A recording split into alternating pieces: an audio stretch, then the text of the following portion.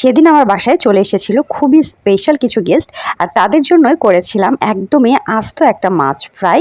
আর তাছাড়াও ছিল বেশ কিছু আয়োজন। আর কী কী আয়োজন করেছিলাম তা দেখতে হলে অবশ্যই ফুল ব্লগটি দেখতে হবে।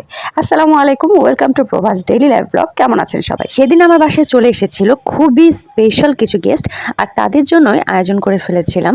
আয়োজনগুলো করেছিলাম আসলে খুবই অল্প সময়ের ভিতরে, যেহেতু খুব ব্যস্ততার ভিতরে ছিলাম আমি, তারপরও চেষ্টা করেছি অনেক কিছুই রাখার জন্য। আমি আইটেমে রেখেছিলাম হচ্ছে পোলাও, বেগুনের বড়া বা ভাজি, যে যেটাই বলেন না কেন, হোল একটা ফিশ ফ্রাই, সে সাথে ছিল চিংড়ি ভুনা, চিকেন রোস্ট এবং বিফ, আর সেই সাথে সালাদ, কোল্ড ড্রিঙ্কস এগুলো তো আছে। এছাড়াও কিছু নাস্তার আয়োজন রেখেছিলাম তারা আসার পরে দেওয়ার জন্য, যেমন নুডলস, সেমাই, আর তাছাড়াও যেহেতু গরমের সিজন এই জন্য আমি একটু ঠান্ডা ঠান্ডা শরবতের ব্যবস্থা রেখেছিলাম। একদম টোটালি আমি একাই সবকিছু করেছিলাম।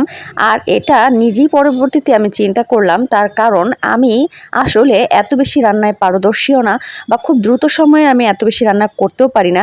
কিন্তু এখন মনে হয় যে না, আস্তে আস্তে হয়তো বা বড় হয়ে যাচ্ছি, বা সংসার জীবনটা আস্তে আস্তে বুঝতে শিখেছি, যার জন্য এত অল্প সময় আমার হাতে ছিল। কেননা আমি বাজার টাজার সব করে নিয়ে বাসায় এসেছিলাম হচ্ছে 1টা-1:30টার দিকে, আর আমার গেস্ট এসেছিল সন্ধ্যার দিকে।